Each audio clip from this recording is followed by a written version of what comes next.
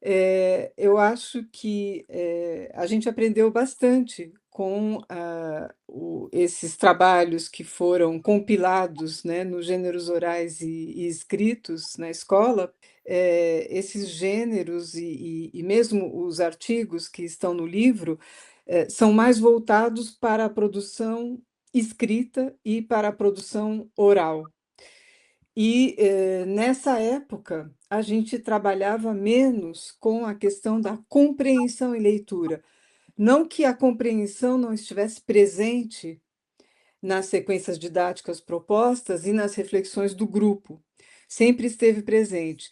Mas, atualmente, em termos de pesquisa, a gente tem reorientado um pouco, nesse momento atual nosso, para pesquisas com a compreensão em leitura, né, que a gente, na época, não pôde estar, desenvolvendo. E nesse sentido, um dos aspectos que apareceu como importante para a gente é a colaboração com os professores na elaboração de novas ferramentas didáticas. O que a gente observou, por exemplo, na Suíça, em Genebra principalmente, mas também um pouco no Brasil, é que os professores recebiam as sequências didáticas, realizavam, mas elas não faziam parte, de fato, da prática desses professores em seguida, né. Então, em termos de apropriação, tinha um problema. Então a gente tem tentado atualmente, estar integrando os professores para a elaboração de, ferramentas ou instrumentos didáticos.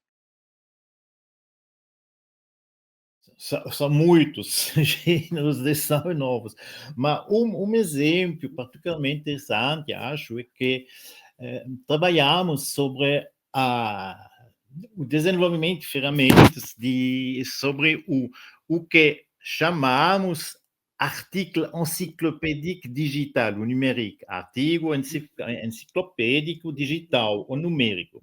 São artigos como na Wikipédia, etc., mas são formas mais simples que existem em francês para crianças mais jovens, que são artigos enciclopédicos. E desenvolvimos atualmente prototipos de sequência didática de como ensinar a leitura e a compreensão dos artigos enciclopédicos numéricos. Naturalmente, é ao mesmo tempo o mesmo que o que é escrito numa página normal e, ao mesmo tempo, são novas possibilidades, como hipertexto, etc., que os crianças devem aprender a utilizar. Um exemplo de um novo texto, de um novo gênero, é um gênero textual, naturalmente, artigo enciclopédico digital é um novo gênero textual. É um exemplo. Tá? Outros exemplos são, por exemplo, o que chamamos textos multimediais. Multimediais, porque usam diferentes mídias, assim, o texto linguístico, mas também as imagens, também outras maneiras de comunicar. Por exemplo, trabalhamos sobre o que em francês chamamos album, é, é, Livro infantil. livro infantil, e como os diferentes mídias funcionam e como aprender a ler esses gêneros textuais também. Dois exemplos numa grande pesquisa em colaboração com professores durante 3 anos também para ver como as ferramentas se transformam na colaboração entre pesquisadores de um lado e professores do outro lado.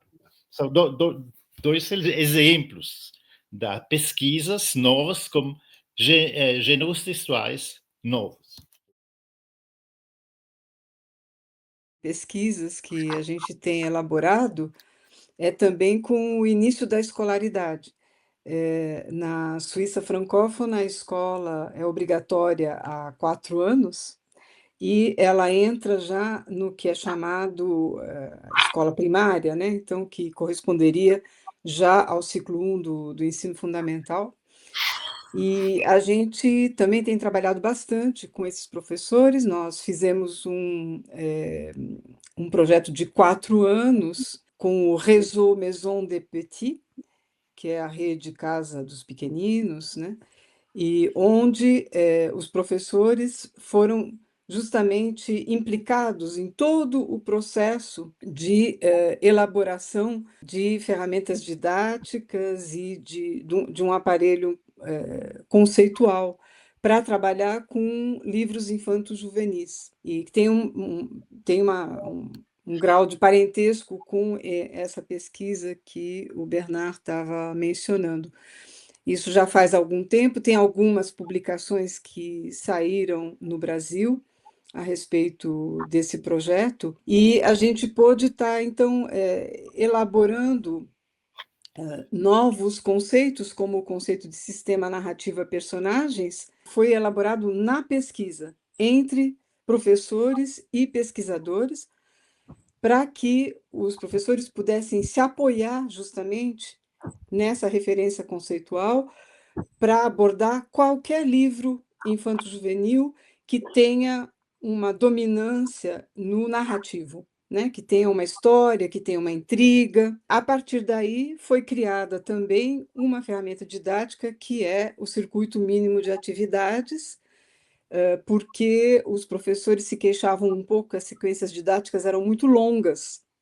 Então, esse circuito mínimo de atividades se inspira fortemente, né, das sequências didáticas, mas ele é mais enxuto. A gente tem agora um outro projeto que envolve universidades brasileiras também, com a Universidade Estadual de Londrina, com São José do Rio Preto, Unesp, com a Universidade Federal do Pará, com professores do Rio Grande do Sul, todo um grupo que a gente está podendo interagir. Tem também cantões suíços e a França, para testar justamente esse aparelho nocional e essas ferramentas didáticas, né, em outros contextos, com língua materna, com língua estrangeira, então inglês, língua estrangeira para crianças brasileiras, alemão em escola bilíngue, ensino de português também. Então, a gente está tentando ampliar a partir desses construtos aí que são mais recentes. Laís disse, é uma outra dimensão que é muito importante. É importante novos gêneros, é importante a colaboração com os professores, é importante também o trabalho sobre a compreensão de textos, mas também é importante de ver que a maneira de construir sequências didáticas também mudou, porque hoje, ao início, era uma sequência didática linear, com diferentes módulos, partes. Hoje, achamos que é interessante de dizer aos professores, isso são 3 ou 4 momentos que são essenciais. E os outros momentos são possibilidades. E isso é uma maneira de dar aos professores mais responsabilidade, mais possibilidades de fazer uma escolha na arquitetura das sequências. E isso é uma outra mudança da concessão das sequências didáticas. Quais são os novos olhares para o futuro? Qual é, assim, quais são as nossas... Que recomendação vocês nos dão como pesquisadores para a gente seguir esse caminho que a gente se propõe de ter um olhar de muito respeito pelo nosso passado, por aquilo que a gente construiu, mas a gente se manter conectado com os novos desafios? Acho que desafio muito importante atualmente é o trabalho sobre o que chamamos textos compósitos. Textos compósitos são textos que são usados na escola para aprender conteúdo. Os textos que são usados na escola são multimedial, são composidos com diferentes gêneros no mesmo texto. Mas é muito difícil para os alunos de compreender como esses textos compósitos funcionam. É um desafio de aprender, de ensinar, de aprender como os textos funcionam. E também, naturalmente, as dimensões digitais, etc. Mas acho que a natura composita, a natura multimedial dos textos é um desafio muito importante. Um dos desafios para mim, em termos de Brasil, é o papel da escola, né? Nós estamos aqui falando de gêneros, de produção, de compreensão e de ferramentas para os professores.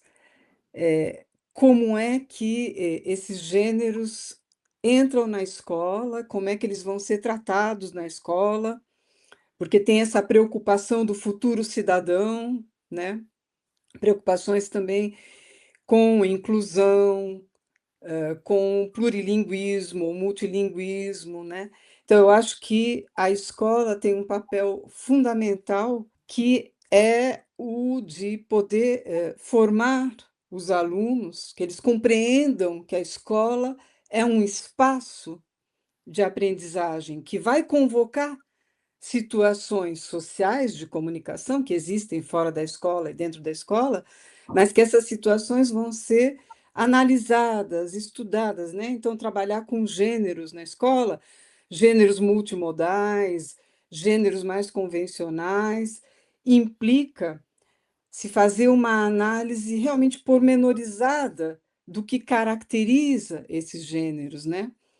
E a gente se apoia aí nos estudos de Bakhtin, que a gente transformou, que a gente releu, né? Uma perspectiva vigotskiana também do papel da instituição escolar para a formação do cidadão. Então, eu acho que há aí um terreno importante para ser ocupado também em termos de formação do professor, que se sente, às vezes, muito perdido com todas essas prescrições, né? Como está trazendo essa realidade para dentro da escola, para que a escola não fique uma instituição separada e até quase impossível, né? Para estar desenvolvendo com os alunos projetos interessantes para que os alunos aprendam de fato, fica sempre esse hiato entre escola e sociedade. Então, eu acho que aí tem sim um trabalho para ser feito, mas em cima desses conteúdos que devem ser ensinados em língua portuguesa, no caso do Brasil, né? E que passam, sim, pelos gêneros, por essa multiplicidade de gêneros e também multiplicidade de línguas, de semioses, tudo isso que a gente meio que levou em conta aqui no que a gente disse. Mas em 1 ou 2 anos podemos vir no Brasil. Colaboramos com muitas universidades e vamos vir no Brasil com muito prazer.